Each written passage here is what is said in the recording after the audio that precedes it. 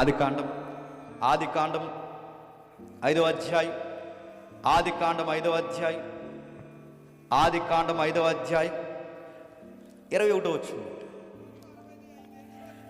ఆనోకు 65 ఏండ్లు బ్రతికి మెతూషలను కనెను.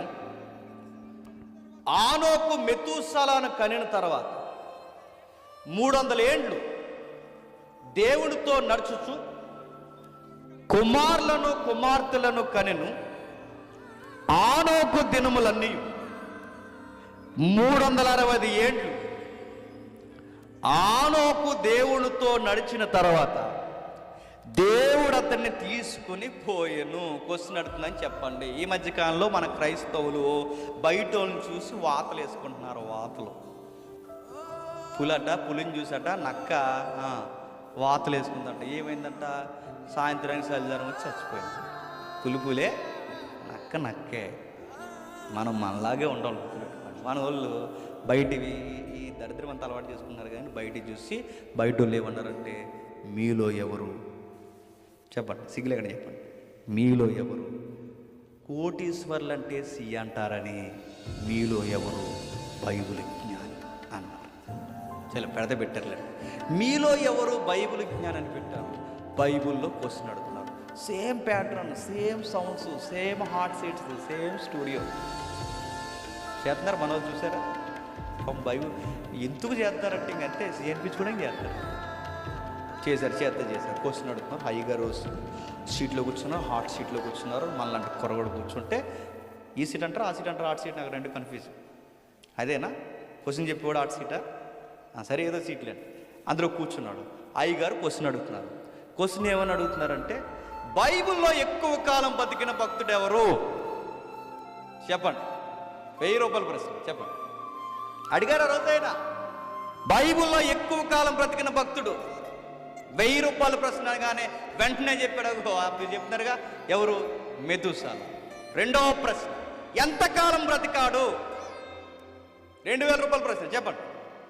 960. మీరు గెలుచుకున్నారు 2000 రూపాయలు. ఇదే సేమ్ వాయిస్లండి, సేమ్ మ్యూజిక్. సరే నేను అడుగుతున్నాను క్వశ్చన్ అది కాదు అయ్యా. క్వశ్చన్ అడుగుతున్నాను, బైబిల్లో ఎవరు ఎంతకాలం బతికారు కాదు క్వశ్చన్. నేను అడుగుతున్నాను, బైబిల్లో మెతూషల ఒక్కరే ఎంతకు 969 సంవత్సరాలు బతికాడు. అది క్వశ్చన్. నీకు ఈ టెక్పోతే ఆడికి ఈ టెక్పోతే అది క్వశ్చన్ అడుగుతున్నాను. క్వశ్చన్ ఏంటి? 969 సంవత్సరాలు ఆయన ఒక్కడే 1000 ఏళ్ళు సుమారు 1000 ఏళ్ళు సుమారు మెతూషల ఒక్కడే ఎందుకు బతికాడు? ఇది ప్రశ్న. వాళ్ళకి ఇతరాలు తినని చెప్తావా? ఏది ప్రశ్న అడుగుతున్నాను? 1000 ఏళ్ళు సుమారు 969 సంవత్సరాలు ఈ ఒక్కడే ఎందుకు బతికాడు? ఎందుకంటే అతనికి ఒక విషయం తెలుసు. ఒక పర్పస్ కొరకు ఆ కుర్రోడు పుట్టాడు, ఊరకే పుట్టలేదు. అందుకే 969 సంవత్సరాల దేవుడు ఆ కుర్రోడిని అలా నిలబెట్టాడు. ఏం జరిగింది? మీకు 6వ అధ్యాయం అనగానే 7వ అధ్యాయం రాగానే ఒక విషయం మీకు అర్థం అవ్వాలి.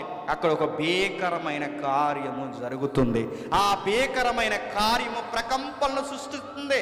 ఏ కార్యం అంటే జల ప్రళయము రాబో. ప్రశ్న, జలప్రలయం వస్తుందన్న సంగతి, మరలా జలప్రలయం వస్తుందన్న సంగతి నోవహు ఒక్కడికే కాదు, ఆనోకు కూడా తెలుసు. ఆనోకు తెలుసు అని మీకెలా తెలుసు? నాకు తెలియదు. ఆ టైంలో నేను పుట్టలేదు. మరి ఎలా తెలుసు? బైబిల్లో ఉంది.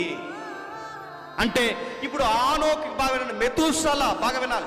మెతూషల యొక్క జీవన విధానం ఏం చెప్తుంది? ఆ రిఫరెన్సే చెప్తుంది. ఏమని చెప్తుందో చూడండి.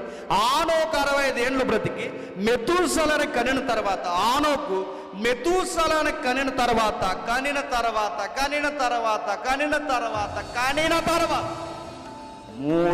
ఏండ్లు కానిన తర్వాత 300 ఏండ్లు అంత కషాయంలోకి ఎలాగొచ్చింది? కొడుకు పుట్టాడు.